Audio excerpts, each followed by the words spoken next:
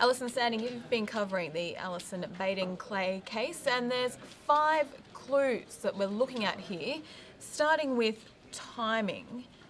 Where was husband Jared? Well, Jared last saw his wife at 10 p.m. on the Thursday night. What the confusion has been is there's been alleged discrepancies over the walk that Alison Baden-Clay took, whether it was at night or in the morning. We've certainly heard 2 versions, and attempts to try and clarify this with Jared have been unsuccessful. So that is one of the issues. People might say, you know, with the Thursday night, if she went for the walk at night, why would you let your wife go out in the middle of the night for a walk? In the morning, if she went for the walk in the morning, such a short time period to call police, you know, at 7:30, your wife hasn't come back, would you panic and declare your wife missing over such a short time frame? So these are sort of questions we keep raising with Jared to try to find out the circumstances surrounding his wife's disappearance and subsequent murder. And of course, her parents have said that why would she go walking through the forest? Is that correct? Well, I mean, I spoke to her parents at the time. I think that the questions have been raised on a general basis. Certainly, her family want answers. Everybody wants answers. So we're just trying to get to the bottom of it. I know for a fact that Priscilla and Jeff, you know, it's a terrible time. You can't even imagine what they're going through. But for them, closure is the most important thing. So this and many other clues, there's certainly a few others that the police are working on, but these are some of the crucial ones. They sure are. Now, we went from timing to cars. Now, apparently there were 2 cars involved. Okay, so we know that they've got their own vehicles, the silver Toyota Captiva, Holden Captiva, and the white Toyota Prado. They're the 2 cars, they're the Baden-Clay's 2 cars. Police have been very interested in anyone having seen these 2 vehicles from April 19th between about 11 p.m. and April 20 to about 6 a.m. April 20. They've talked about the Kemmel roundabout and anyone seeing those 2 vehicles or anything similar to those 2 vehicles going through there. And yeah, it's just, they're still impounded by police. They haven't been returned to Jared Baden-Clay. There is immense interest in those cars. So while we can't draw any conclusions, we know they're obviously crucial to the investigation. Why are they looking at both cars? Why not just one?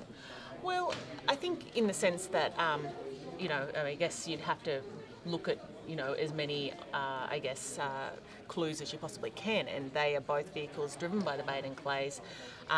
You know, you'd have to look at both of them and whether any of them were seen. Certainly we had one eyewitness speak to us about having seen the white Prado, a white Prado, sorry, not the white Prado, we don't know whether it is, around at Ansted.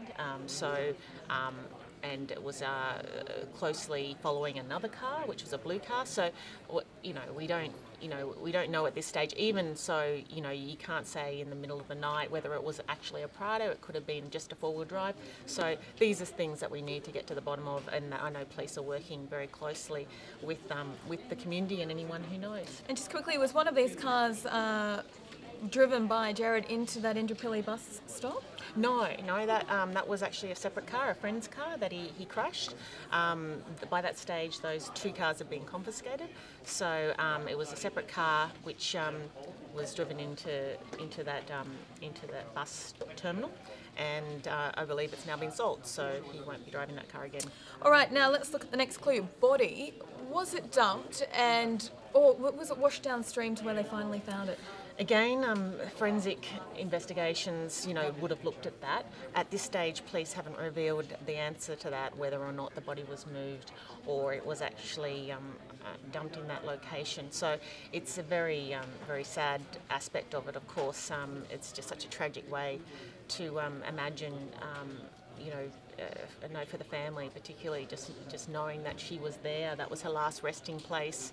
It's just such a horrible thing. So they haven't obviously released that information, but that it would be a crucial clue that they'd be looking at. Now, we hear that Alison knew her attacker. This is the 4th clue, the killer. We hear that she, as I said, knew who attacked her. The understanding is that she did know her attacker. Of course, that is yet to be confirmed for sure, and I suppose it won't be confirmed until it gets to a court. There's also, fears that there was another person involved. It wasn't just one person that may have helped with either or moving the body or, so we're just trying to find out more about that. But that is something that you will get really close to the actual outcome of the investigation. So we'd be looking at a court hearing for that one. And the fifth and final clue, screams. Apparently muffled screams were heard. Now that's an interesting one, because we hear from a lot of residents in relation to that, the screams that were heard, not by people that were living really close to the Baden-Clays, but by people, about half an hour away. When I say half an hour walking, it was in Brookfield, but not really close. So it's another confusing aspect of it. We certainly have heard that there have been screams reported that night about 10, 11 p.m.